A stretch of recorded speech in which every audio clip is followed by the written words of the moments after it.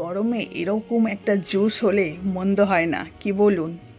এই গরমে বাইরে থেকে যখন বাড়িতে আসবে খানিক্ষণ পরে এরকম একটা শরবত বানিয়ে দিয়ে দিন, দেখবেন ভীষণ রিল্যাক্স ফিল হবে আর খেতেও ভীষণ টেস্টি।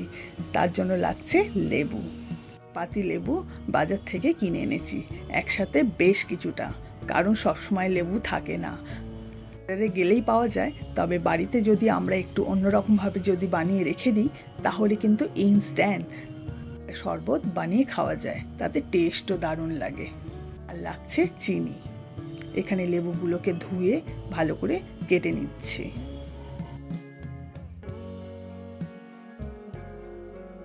যখনই শরবত খাওয়ার ইচ্ছা হবে তখন কিন্তু এইরকমভাবে মিক্স করে আপনারা খেতে পারেন। লেবুর রসগুলো একটা বাটির মধ্যে সব বার করে নিচ্ছি। যতগুলো লেবু নিয়েছি সব লেবুর রসগুলো বার করে একটা বাটির মধ্যে রাখতে হবে।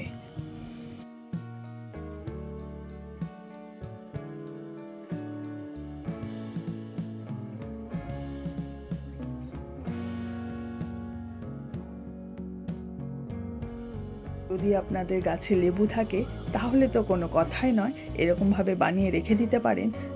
না হলে সস্তায় যদি লেবু পান তাহলে তো আরোই ভালো।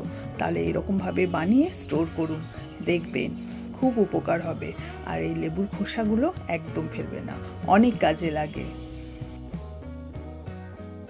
সব লেবুর রসটা বার করে নিয়েছি একটা বাটির মধ্যে।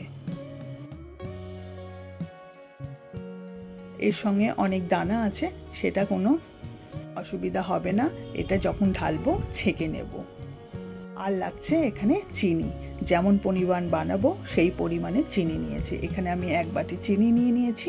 এবার এই রসটা ভালো করে ছেঁকে চিনির মধ্যে দিয়ে দেব।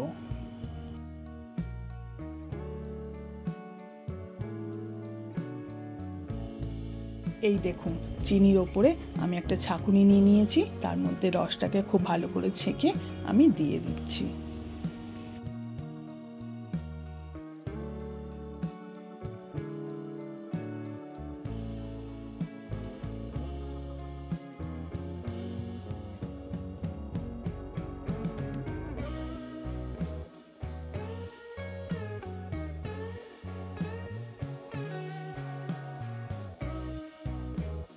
চিনি আর লেবুর রসটাকে খুব ভালো করে মিক্স করে দিতে হবে, দিয়ে এটা পাখার নিচে 2 থেকে 3 দিন রেখে দিতে হবে।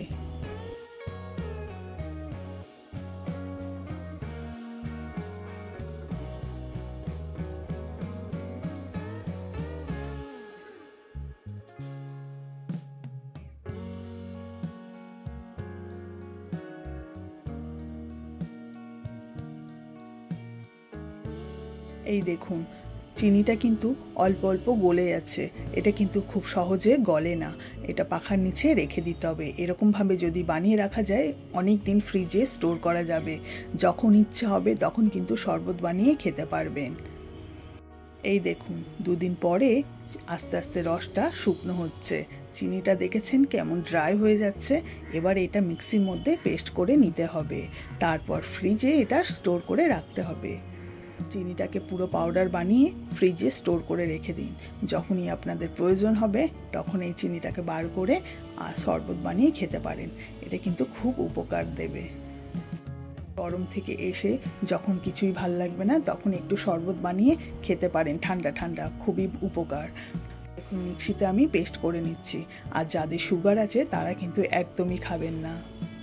মিক্সিতে পেস্ট করে এটা গুঁড়ো করে ফ্রিজে রেখে দিন, আর যখনই ইচ্ছা হবে শরবত বানিয়ে এটা খেতে পারেন, ঠান্ডাতে দারুণ লাগবে।